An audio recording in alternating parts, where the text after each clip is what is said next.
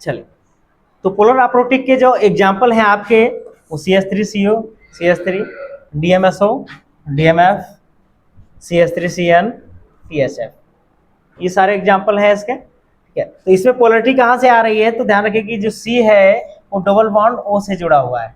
ठीक है, तो पोलरिटी यहाँ से आ रही है, ध्यान रखिए, क्योंकि O क्या है, इलेक्ट्रोनेगेटिव है कंपेयर देन कार्बन, तो इसके ऊपर माइनस आया तो इसके ऊपर पार्शली पॉजिटिव चार्ज आएगा।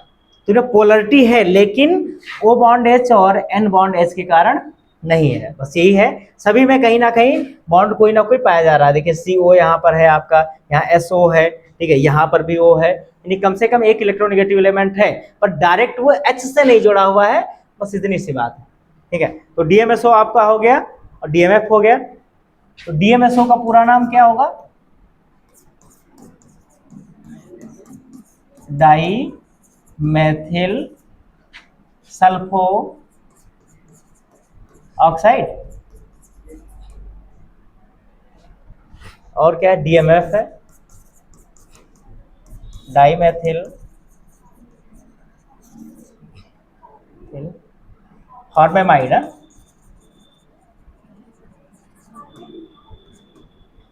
फॉर्मेमाइड। उसके बाद है THF है क्या आपका, ये क्या हो जाएगा, टेट्रा हाइड्रोफ्लोरॉन।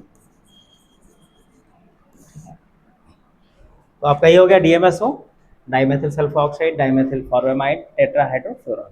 ये आपके सब पोलर अप्रोटिक सॉल्वेंट का example.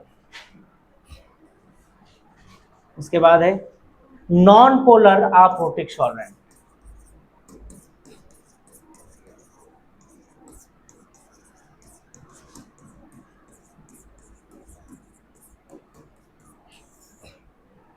Non polar aprotic solvent है। नॉन पोलर यानी कि इसमें कोई पोलरिटी नहीं होगी।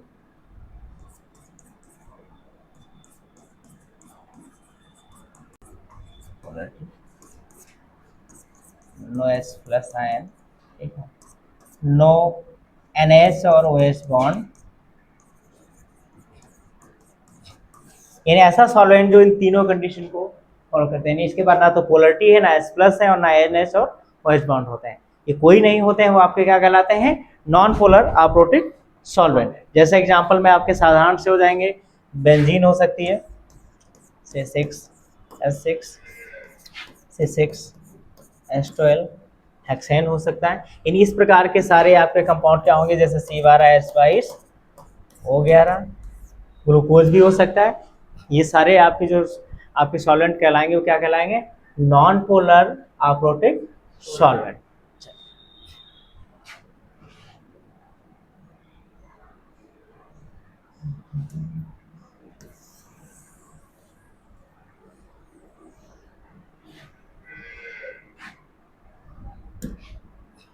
अगला टॉपिक है हमारा free electron pair theory of Lewis, यानी अगला जो टॉपिक है वो लुईस थ्योरी है।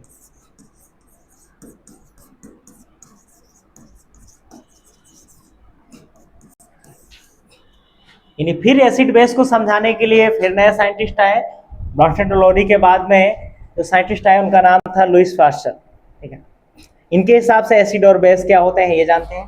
तो ब्रॉन्स्टन लोरी ने क्या कहा था कि जो एसिड होंगे वो क्या होंगे, electron donor, sorry H plus donor, ठीक है, और बेस क्या होंगे, H प्लस एक्सेप्टर होंगे। उसी प्रकार से लुईस की थ्योरी के हिसाब से क्या होगा, एसिड और बेस जानते हैं। तो एसिड क्या होंगे, इलेक्ट्रॉन पेयर। अब यहाँ पे ये जोड़ा आ गया, इलेक्ट्रॉन पेयर एक्सेप्टर और इलेक्ट्रॉन पेयर डोनेटर, यानी ये हो गया आपका एक्सेप्टर यानी कि ग्राही, और ये हो गया आपका डोनेटर यानी कि दाता।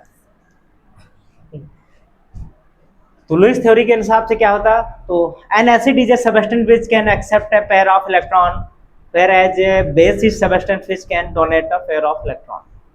यानी जो एसिड होते हैं इलेक्ट्रॉन पेयर एक्सेप्टर की कार्य करेंगे और बेस जो होंगे इलेक्ट्रॉन पेयर डोनेटर का काम करेंगे। तो जानते हैं लुईस एसिड क्या होते हैं।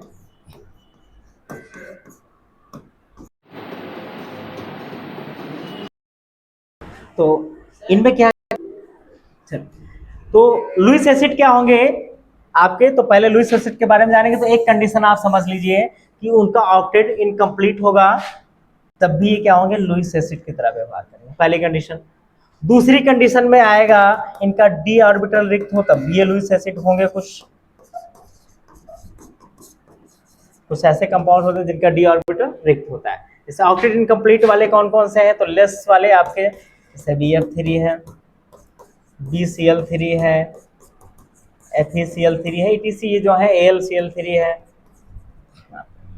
कुछ कंपाउंड है जिनमें डी ऑर्बिटल रिक्त होता है, जैसे SnCl4 है, SiF4 है, PF3 है, ETC कुछ ऐसे कंपाउंड PF4 है, SF4 है, ये सारे कंपाउंड क्या है जिनका डी ऑर्बिटल रिक्त होता है, ये भी आपके लुईस एसिड कहलाएंगे। उसके बाद है आल सिंपल कैटायन जो साधारण से होते हैं, जैसे H+ है, Mg2+ है, Al3+ है, ठीक है, Ag+ है, Fe3+ है, ये सब आपके क्या कहलाएंगे, लुईस एसिड की तरह काम करेंगे। इसके साथ साथ में एक कंडीशन होती है लुईस एसिड को जिनमें मल्टीपल बॉन्ड पाए जाते हैं, यानी वे कंपाउंड जिनमें मल्टीपल बॉन्ड पाए जाते हैं वो भी लुईस एसिड कहलाते हैं, ठीक है।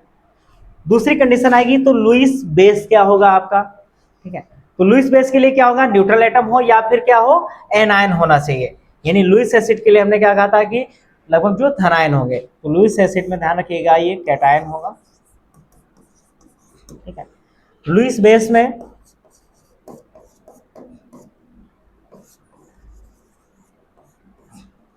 तो लुईस बेस में एनायन, यानी जितने भी ऋणायन होंगे सब लुईस बेस होंगे, जितने भी धनायन होंगे सब लुईस एसिड कहलाएंगे आपके। तो ये निश्चित ध्यान रखिएगा जिन पर भी माइनस का चार्ज मिल जाए वो आपके लुईस बेस की तरह काम करेंगे।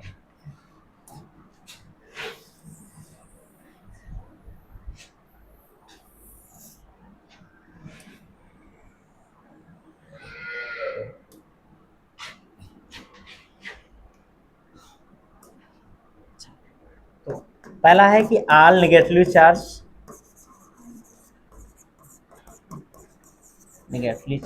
आयन जितने भी हैं, जैसा OH- है, Cn- है, Cl- है, ये सारे जितने माइनस वाले होंगे।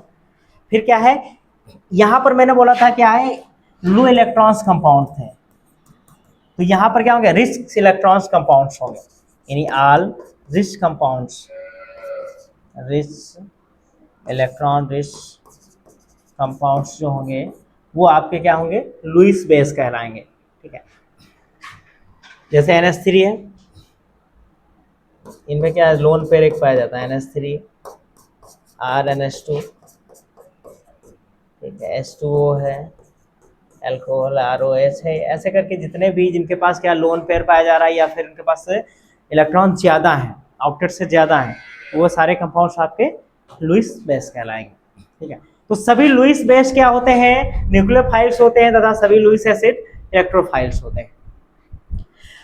सभी लुईस ब्रॉन्स्टेड बेस होते हैं क्योंकि इलेक्ट्रॉन डोनर और प्रोटॉन एक्सेप्टर भी हो सकते हैं, ठीक है। वो कॉन्सेप्ट आगे समझेंगे हम लोग क्या होगा। तो आपका ध्यान रखिएगा लुईस एसिड की कहानी, सारे कैटायंस यानी सभी धनायन जिनका ऑक्टेट इनकम्प्लीट होगा वो भी होंगे, जिनका डी ऑर्बिटल इनकम्प्लीट होगा वो भी लुईस एसिड होंगे, ठीक है।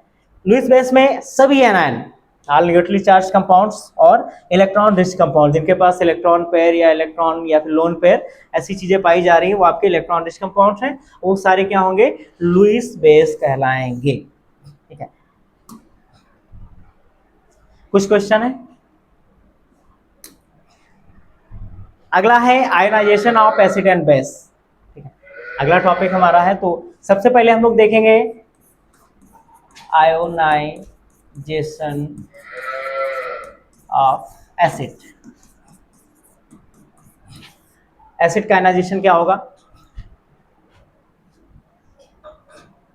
तो एसिड के लिए पहली कंडीशन हमारी रहनी है H+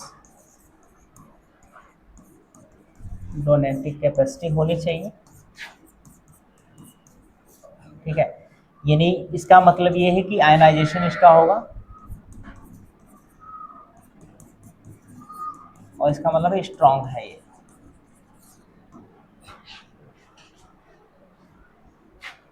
तो अगर क्या होगा कि वे एसिड जिनमें क्या होता है प्रोटॉन डोनेटिंग की कैपेसिटी हाई होती है, ज़्यादा होती है, तो उनका आयोनाइजेशन भी खूब होगा। आयोनाइजेशन खूब होगा तो क्या होंगे, स्ट्रॉन्ग इलेक्ट्रोलाइट की तरह या स्ट्रॉन्ग एसिड की तरह व्यवहार करेंगे।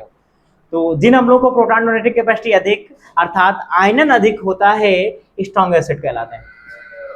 जिनमें आयनन कम होता है वो क्या कहलाएंगे, वीक एसिड कहलाएंगे। यानी जिनमें आयनन कम होगा,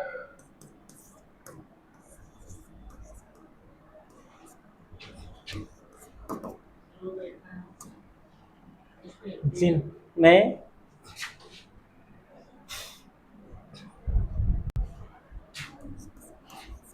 जिनमें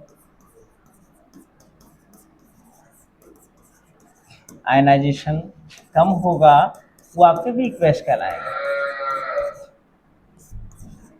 उन लोग को मच्छर भी पढ़ा के कुछ गया है यहाँ पर। ठीक है, तो मान लीजिए कोई कंपाउंड हमारा है जैसे एच है, तो अगर ये वियोजित हुआ तो H प्लस बना और माइनस बना।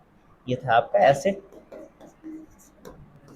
ठीक है, तो अगर यहाँ से हम क्या निकालें कि एसिड का डिसोसिएशन कांस्टेंट, यानी एसिड वियोजित हो रहा है तो एसिड का जो कांस्टेंट होगा इक्विलिब्रियम की कंडीशन में, एसिड डिसोसिएशन कांस्टेंट, ये यहाँ पर K जो है, तो इसका समीकरण क्या होगा, H प्लस A माइनस अपान में H है। यदि आपका किसी समीकरण में एसिड है और उसका एसिड डिसोसिएशन कांस्टेंट कहता है, तो आप यहाँ से प्रोडक्ट की कंसंट्रेशन अपान में रिएक्टेंट की कंसंट्रेशन। ठीक है, तो K क्या है वो भी आप लिख लें, एसिड डिसोसिएशन कांस्टेंट यानी कि अम्ल वियोजन गुणांक, डिसोसिएशन कांस्टेंट यानी अम्ल वियोजन गुणांक क्या कहलाएगा। तो अल्फा बराबर कुछ इसके लिए फॉर्मूले रहेंगे जिससे क्वेश्चन पूछता है। तो अल्फा बराबर होता है √K/C।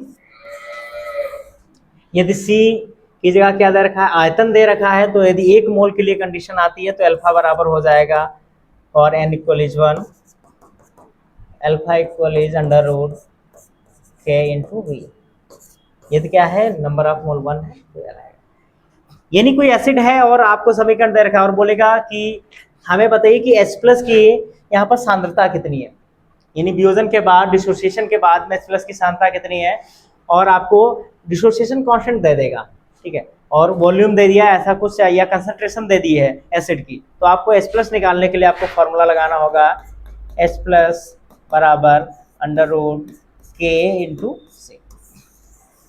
डिसोसिएशन कांस्टेंट की मल्टीप्लाई कर देंगे C से, अंडर रूट निकाल लेंगे तो आपको H+ की कंसंट्रेशन आपको आसानी से पता चल जाएगा। ऑर्डर ऑफ एसिडिक की स्ट्रेंथ कुछ यहाँ पर दिए हुए हैं। सबसे ज्यादा एसिडिक क्या होता है, HCl, फिर HNO3, फिर H2SO4, H3PO4, ऐसे करके कंपाउंड्स दिए हुए हैं। ठीक है, कुछ और ऑर्डर दिए हुए हैं जैसे HI का ऑर्डर है, COOH का है, HClO4 का है। ये ऑर्डर आपके एग्जाम में डायरेक्ट पूछे जाते हैं। ठीक है, तो ये नियम क्या है, तनुता बढ़ाने पर एसिडिक स्ट्रेंथ बढ़ती है। तो एक डायरेक्ट क्वेश्चन बनता है कि यदि किसी सॉल्यूशन में हम क्या करें, उसको और डाइल्यूट करें, यानी विलायक की तनुता बढ़ाएं, तो स्ट्रेंथ पर क्या प्रभाव पड़ेगा, एसिडिक स्ट्रेंथ पर क्या प्रभाव पड़ेगा।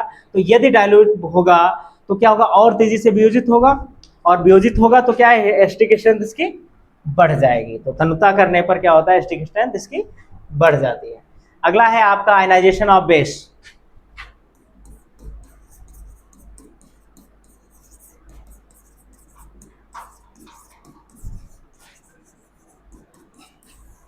यानी क्षारों का करना है तो सेम है। जो बेस क्या होते हैं, OH आयन डोनेट करने की क्षमता रखते हैं।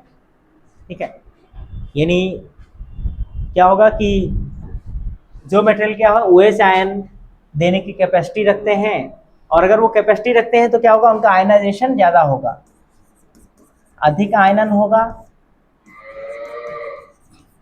अधिक आयनन होगा तो स्ट्रॉन्ग बेस कहलाएंगे। ठीक है, कम आयनन होगा वीक बेस कहलाएंगे।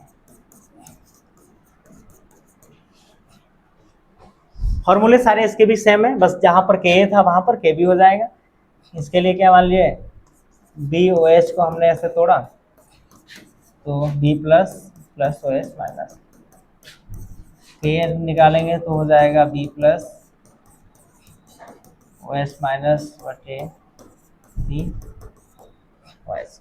इसके लिए जो फॉर्मूले रहने वाले हैं अल्फा बराबर रहेगा अंडर रूट के बी बटे सी, ठीक है। या इसमें भी ओ एच माइनस की डायरेक्ट सांद्रता ज्ञात करने का भी फॉर्मूला सेम रहता है अंडर रूट के बी इंटू सी।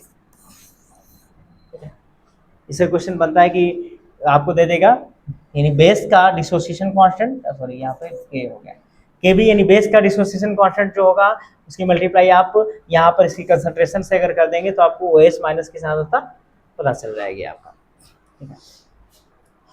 तो स्ट्रेंथ ऑफ बेस क्या होती है, तो जितने ज्यादा ओ एच माइनस टूटेंगे उतनी ही ज्यादा स्ट्रेंथ होगी बेस की, उतने ज्यादा क्या होगा, स्ट्रॉन्ग बेस आपका कहलाएगा। तो बेस की तनता बढ़ाने पर ओ एच की संख्या बढ़ जाती है, तो सेम है इसमें भी बेसिक स्ट्रेंथ इसकी बढ़ जाएगी।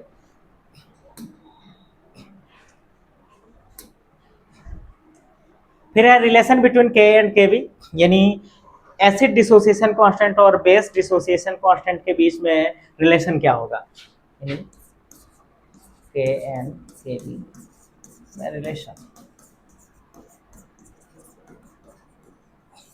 कुछ फॉर्मूले हैं ध्यान रखिएगा, के इंटू के बी बराबर के डब्ल्यू,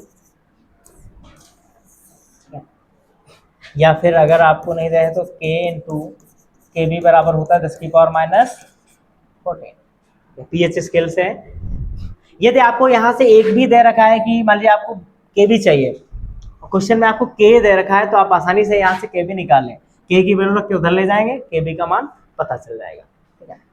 तो यहाँ पर के क्या है, एसिड डिसोसिएशन कांस्टेंट, के बी बेस डिसोसिएशन कांस्टेंट और के W ionic product of water, यानी जो पानी में घोला था तुमने आयन उसका आयनिक प्रोडक्ट हो जाएगा के डब्ल्यू। उसके बाद जो इंपॉर्टेंट टॉपिक हमारा है कॉमन आयन इफेक्ट, सम आयन प्रभाव, कॉमन आयन इफेक्ट, सम आयन प्रभाव।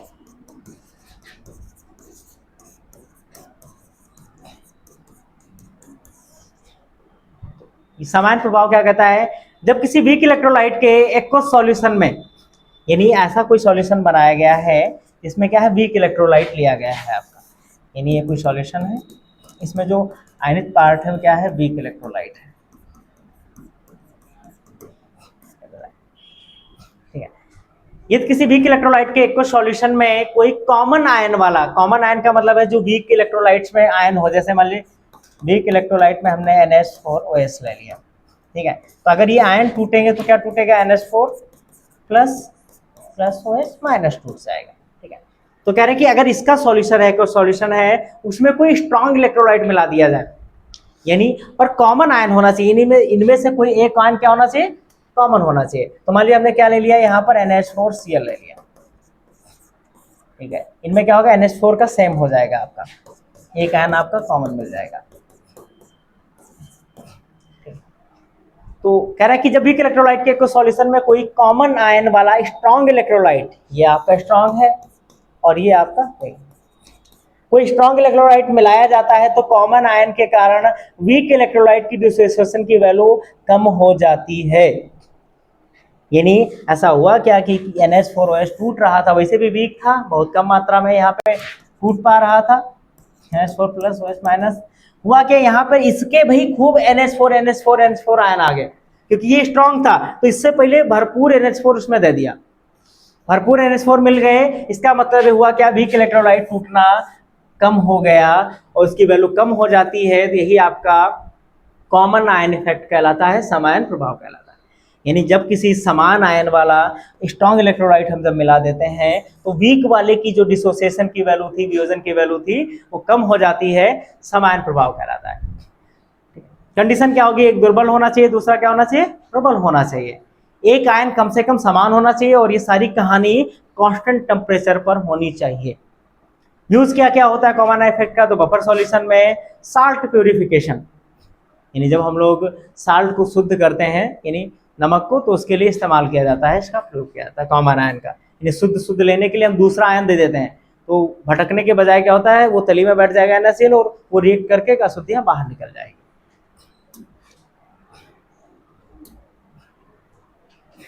अगला है hydrolysis of salt and pH of their solution. ठीक है, तो अगला है जल अपघटन, यानी कि जो साल्ट्स हैं उनका क्या होगा, जल अपघटन करने पर हमें कौन कौन से साल्ट प्राप्त होंगे, या जल अपघटन करने के हिसाब से एसिड और बेस को मिलाने पर कौन कौन से साल्ट प्राप्त होंगे।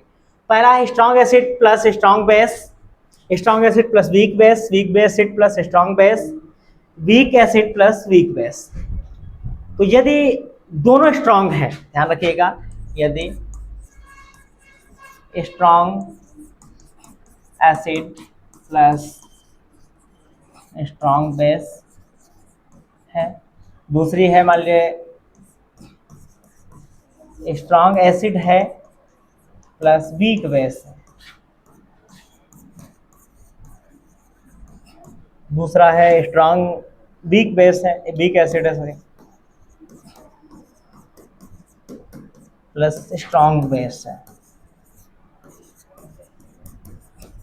ठीक है, फिर दोनों वीक है,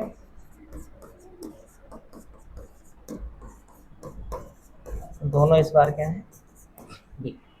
ठीक है, यदि स्ट्रॉन्ग एसिड और स्ट्रॉन्ग बेस हम मिलाते हैं तो क्या होगा, जो हमें अगला साल्ट मिलने वाला है उसका पीएच क्या होगा, इक्वली 7, जैसे NaCl K2SO4 ये आपके हो जाएंगे। यदि स्ट्रॉन्ग एसिड है और वीक बेस है तो ध्यान रखना पीएच हमेशा जो आपका साल्ट मिलेगा उसका पीएच 7 से कम होगा, और यानी वो साल्ट कैसा होगा, फिर एसिडिक होगा।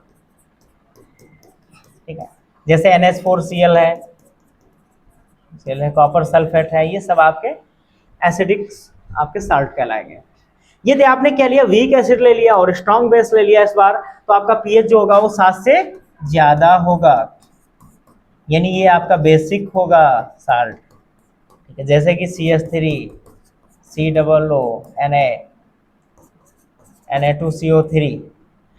अब क्या होगा, week acid and weak base लेंगे तो क्या होगा, इनमें पीएच जो होता है समथिंग इज इक्वल 7, लगभग बराबर होता है, न्यूट्रल होता है, कुछ थोड़ा बहुत वेरिएशन हो सकती है। तो इसमें क्या होगा, तो आपका CH3 COO NH4 ऐसे कंपाउंड्स जो आपके क्या कहलाएंगे, साल्ट बनेगा, यानी वीक एसिड और वीक बेस। तो ये आपका हाइड्रोलिसिस करने पर, यानी आप क्या करें, इनको जल अपघटन करने पर, यानी सभी से पानी को बाहर करना है, जल अपघटित करना है। तो जब भी हम लोग क्या लेते हैं, एसिड और बेस लेते हैं, तो वो रिएक्शन क्या कहलाती है, न्यूट्रलाइजेशन रिएक्शन। ठीक है, और न्यूट्रलाइजेशन रिएक्शन में क्या होता है कि आपका साल्ट प्लस वाटर प्राप्त होता है। ठीक है, वाटर प्राप्त होने के कारण इस प्रक्रिया को हम लोग बोलते हैं हाइड्रोलिसिस। ठीक है, अगला हमारा टॉपिक है बफर सॉल्यूशन, जो कि मोस्ट इंपॉर्टेंट टॉपिक है आपका, बफर सॉल्यूशन। इसको हिंदी में भी बफर ही कहेंगे।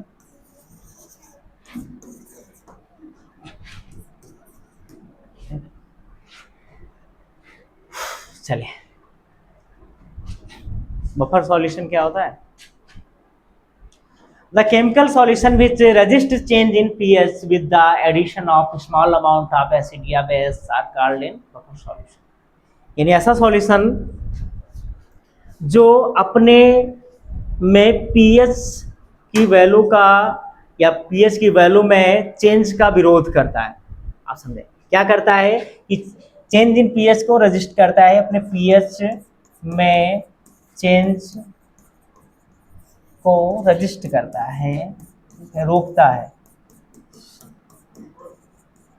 हाँ, प्रतिरोध करता है, रोकता है। ठीक है, यानी कुछ ऐसे सॉल्यूशन होते हैं जो अपने पीएच को संतुलित बनाए रखते हैं, और संतुलन के लिए क्या होता है कि अगर बाहर से कोई एसिड और बेस मिलाया गया तो अपने पीएच को क्या करेंगे, संतुलित करेंगे। तो ऐसे सॉल्यूशन जो यदि उनमें कोई एसिड या बेस मिलाए, एसिड या बेस कुछ भी मिलाया जा सकता है, ठीक है, एसिड या बेस मिलाएं तो अपने पीएच में चेंज को रजिस्ट करें, रोके। ठीक है, तो परिभाषा लिखी हुई है, the chemical solution which resist change in pH with the addition of small amount, यानी थोड़ी मात्रा में, ऐसा नहीं कि भरपूर मात्रा में भर दिया, थोड़ी मात्रा में स्मॉल अमाउंट ऑफ एसिड या base are called buffer solution. यदि किसी विलयन में हम क्या करें, थोड़ी मात्रा में एसिड और बेस को मिलाते हैं, यदि वह विलयन क्या करता है, अपने पीएच में चेंज को रजिस्ट करता है, रोकता है, तो ऐसा सॉल्यूशन बफर सॉल्यूशन कहलाता है। यानी एक ऐसा सॉल्यूशन जो पीएच को चेंज का विरोध करता है, एक लाइन में इसकी परिभाषा हो सकती है। ठीक है, तो बफर सॉल्यूशन में क्या है, तो पहला है टाइप ऑफ बफर, यानी कौन कौन से बफर होते हैं। ठीक है,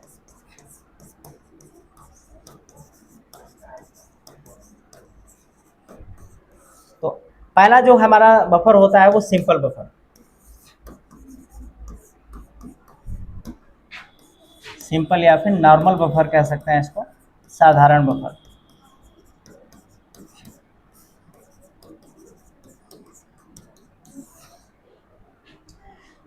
हो गया क्या, these are the solution of salt of weak acid and weak base. तो ध्यान रखिएगा, ऐसे सॉल्यूशन से बना बफर जो क्या बने हो, वीक एसिड और वीक बेस से बने होते हैं। तो ये जो बने होंगे बफर कैसे बने होंगे, ध्यान रखिएगा, ऐसा सॉल्यूशन का साल्ट जो वीक एसिड एंड ऐसे लिख लो, एसिड एंड बेस, यानी these are the solution of salt of weak acid and weak, यानी ऐसे अम्ल व क्षारों का विलयन या साल्ट, ठीक है, या ऐसे अम्ल व क्षारों का लवण जो क्या करता है, वीक एसिड और वीक बेस से बना होता है, सिंपल बफर कहलाता है। एग्जाम्पल में क्या है बफर का, तो CH3 COONH4, यानी अमोनियम एसीटेट जो होता है वो आपका सिंपल बफर कहलाता है। ठीक है, तो ये क्या होगा, डायरेक्ट क्या होगा, वीक एसिड और वीक बेस से बने होंगे, वो आपके सिंपल बफर कहलाएंगे। दूसरा है आपका मिक्स्ड बफर,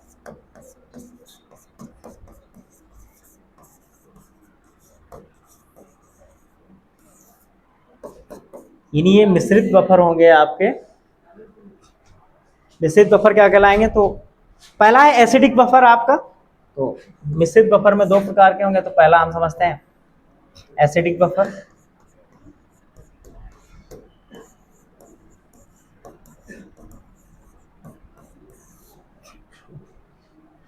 तो एसिडिक बफर क्या होगा, तो एसिडिक बफर में क्या है, जब वीक एसिड को स्ट्रॉन्ग बेस व वीक एसिड वाले साल्ट में मिलाया जाता है तो इसका पीएच ऑलवेज 7 से कम होता है।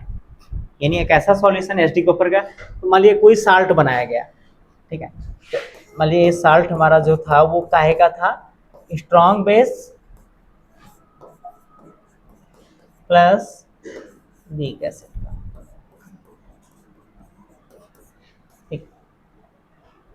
स्ट्रॉन्ग बेस और वीक एसिड का साल्ट था, उसमें आपने क्या किया, कोई बाहर से क्या मिलाया, जैसे हमने बोला एसिड बेस मिलाना है, तो यहां हमने इसमें मिलाया weak base, sorry weak acid,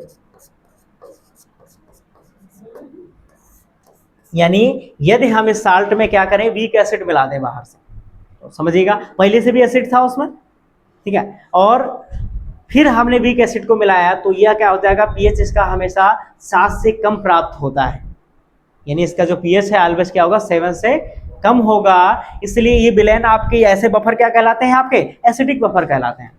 ये आपको पता है कि अगर पीएच 7 से कम है तो क्या कहलाएगा, एसिड कहलाएगा। तो जब वीक एसिड को स्ट्रॉन्ग बेस और वीक एसिड वाले साल्ट में मिलाया जाता है तो इनका पीएच ऑलवेज क्या होगा, 7 से कम होता है। तो जैसे एग्जाम्पल आपका लिखा हुआ है कि आपने इसमें क्या लिया था, मान लीजिए ऐसे कंटेनर है, इसमें CH3 COONA लिया है, ये आपका क्या था कि स्ट्रॉन्ग बेस और वीक एसिड का मिलाया हुआ था, इसमें आपने क्या बाहर से फिर कोई एक वीक एसिड मिला दिया, ठीक है, तो इसका पीएच जो है वो 7 से कम हो जाएगा, और 7 से कम हो जाएगा तो ऐसे बफर आपके एसिडिक बफर कहलाएंगे। दूसरा बेसिक बफर में क्या होगा,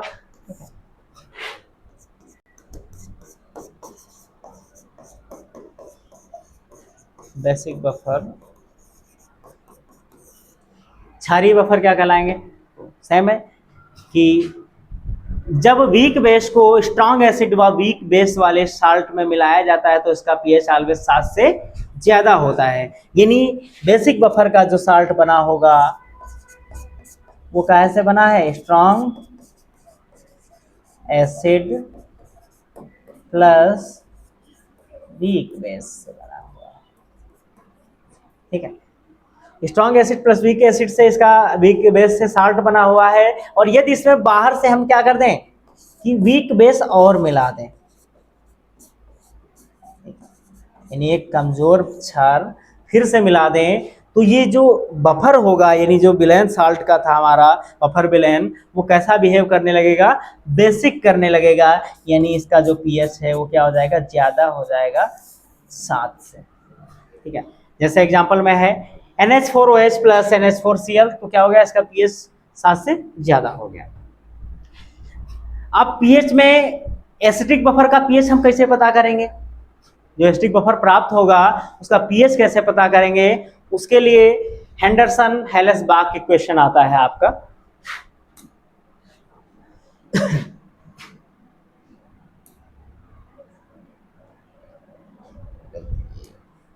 हेंडरसन हेल्सबाक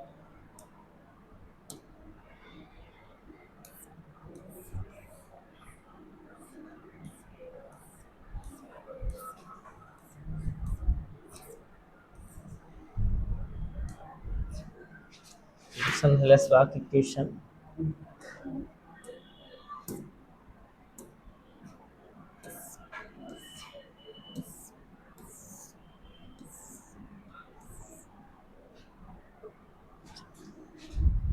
चलिए देखते हैं।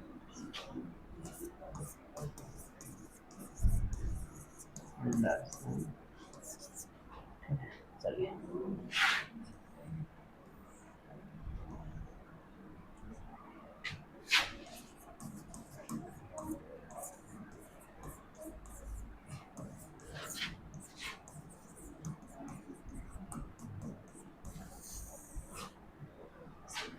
इसको हिंदी में बोलने का लिखा हुआ नीचे हेंडरसन हेल्सबाक समीकरण।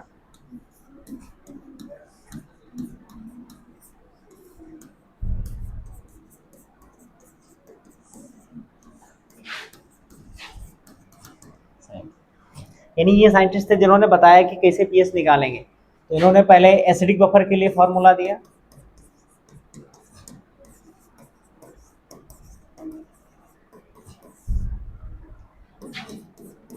पीएच बराबर pKa प्लस log बेस 10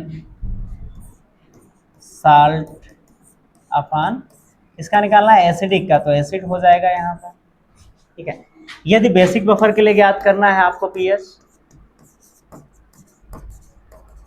तो आपका पीएच का फॉर्मूला होगा pKb, क्योंकि बेसिक बफर है, log बेस 10 सेम रहेगा, साल्ट रहेगा यहाँ, बस नीचे क्या आ जाएगा बेस के लिए, तो बेसिक तो बेस।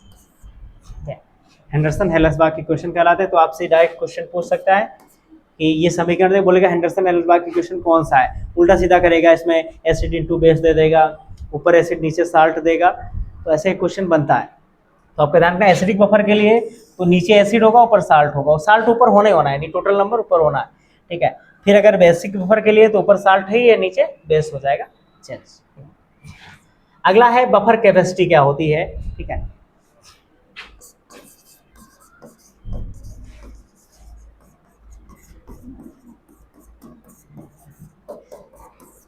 ठीक है, तो बफर सॉल्यूशन में एसिड या बेस मिलाने पर पीएच बैलेंस कैपेसिटी को सॉल्यूशन की बफर कैपेसिटी कहते हैं। यानी कोई बफर सॉल्यूशन बना, मैंने कहा कि वो पीएच को रजिस्ट करेगा, पीएच को रजिस्ट करेगा यानी वो पीएच को रोकेगा, तो कितनी क्षमता तक रोक सकता है, अगर वो पीएच को कितना बैलेंस कर सकता है, वही आपकी बफर कैपेसिटी कहलाएगी। तो बफर सॉल्यूशन में एसिड या बेस को मिलाने पर अगर हमने मिलाया तो पीएच को बैलेंस कितनी कैपेसिटी तक कर सकता है, कितनी क्षमता तक कर सकता है, वो आपकी बफर कैपेसिटी कहलाती है। इसका फॉर्मूला ध्यान रखिएगा, इसको बीटा से लिखते हैं, बीटा बराबर dN/dPH।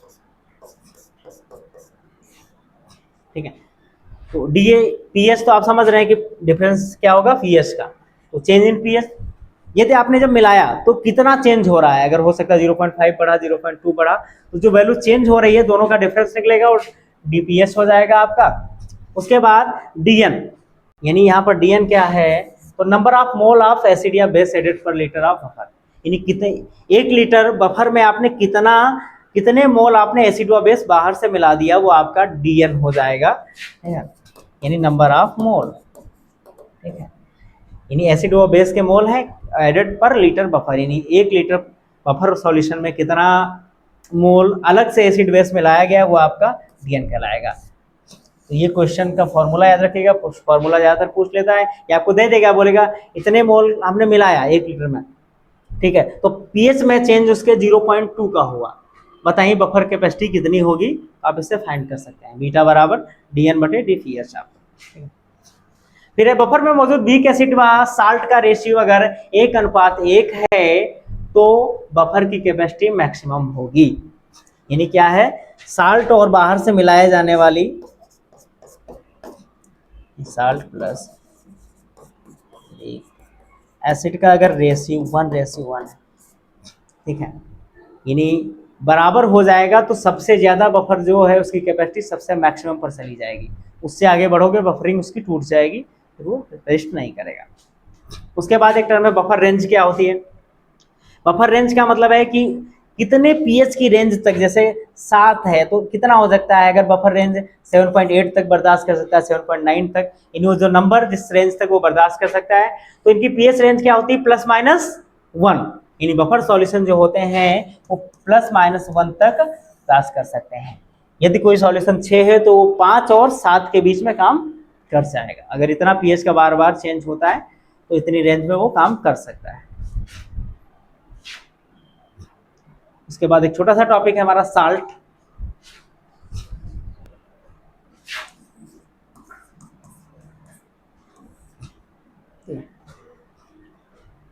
तो साल्ट यानी कि न्यूट्रलाइजेशन रिएक्शन से बनता है, यानी जब कोई एसिड किसी बेस से रिएक्ट करता है तो हमें साल्ट प्लस वाटर प्राप्त होता है।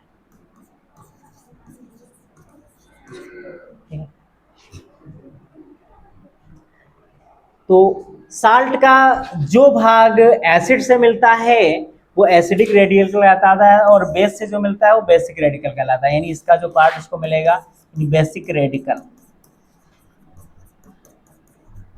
जैसे एग्जांपल में मान लीजिए, देख लीजिए HCl प्लस NaOH मान लीजिए, ठीक है, तो यहाँ पर क्या बनने वाला है, NaCl प्लस H2O।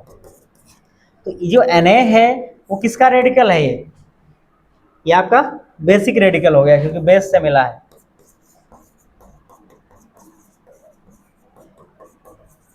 और Cl जो है वो किससे मिला हुआ, एसिड से मिला है, तो एसिडिक रेडिकल होगा।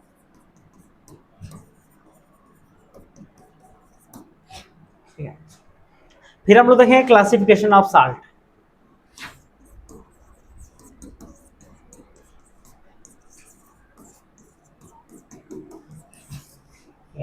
तो पहला है नॉर्मल साल्ट। तो जो सामान्यतः हाइड्रोजन एटम को विस्थापित करके बनते हैं वो आपके कॉमन साल्ट या फिर नॉर्मल साल्ट कहलाते हैं।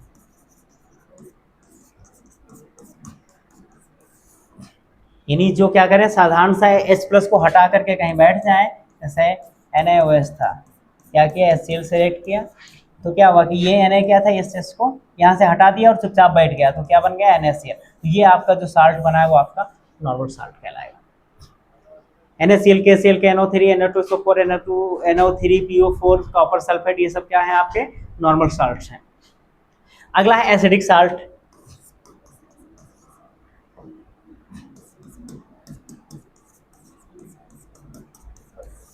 एसिडिक साल्ट क्या होंगे, तो ये हाइड्रोजन के पार्शियल डिस्प्लेसमेंट से बनते हैं। यानी पार्शियल का मतलब है कि पूरा हाइड्रोजन नहीं जाएगा, ठीक है, तो इसका मतलब इनडायरेक्ट कह सकते हैं उनमें कम से कम एक क्या हो, हाइड्रोजन प्रेजेंट होना चाहिए। इनमें एक कम से कम हाइड्रोजन प्रेजेंट होगा, वो क्या कहलाएंगे, आपके एसिडिक साल्ट कहलाएंगे। NaSCO3, NaHSO4 ऐसे करके, यानी NaSCO3, NaHSO4, ठीक है, ऐसे करके जो कंपाउंड है जिनमें एक H प्रेजेंट होगा एसिडिक साल्ट कहलाएंगे। जिनमें कम से कम एक OH प्रेजेंट होगा वो आपका क्या कहलाएंगे, बेसिक साल्ट कहलाएंगे। कम से कम एक OH प्रेजेंट होना चाहिए, ठीक है। तो आपके जैसे मान लीजिए हो गया MgOH एक Cl है, ठीक है, अगला हो जाएगा जिंक OHCl, ऐसे करके बहुत सारे एग्जांपल जिनमें एक OH कम से कम प्रेजेंट होगा। अगला है डुअल सॉल्ट, यानी द्विक लवण।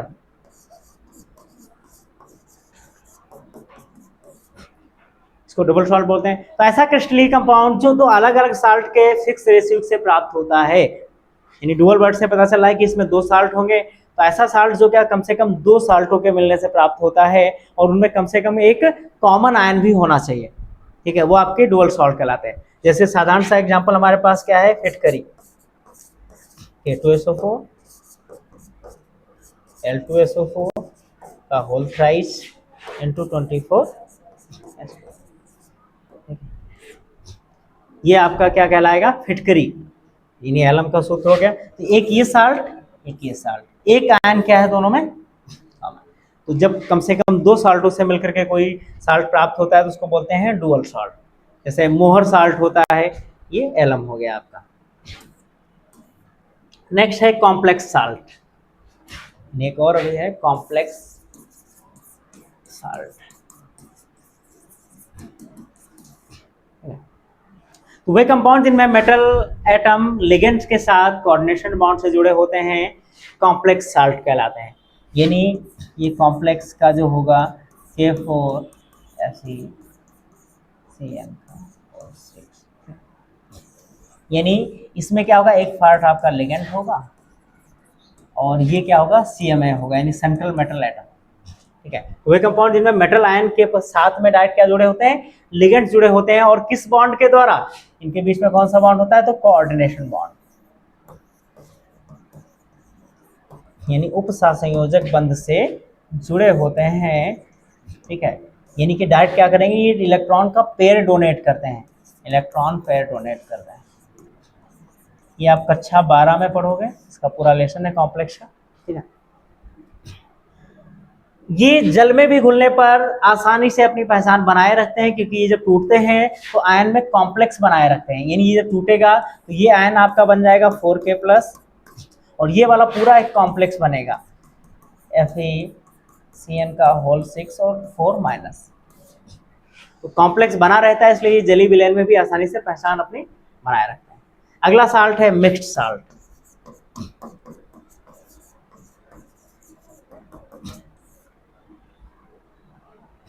तो वे साल्ट जिनमें एक से अधिक एसिडिक या बेसिक रेडिकल उपस्थित होते हैं मिक्स्ड साल्ट कहलाता है।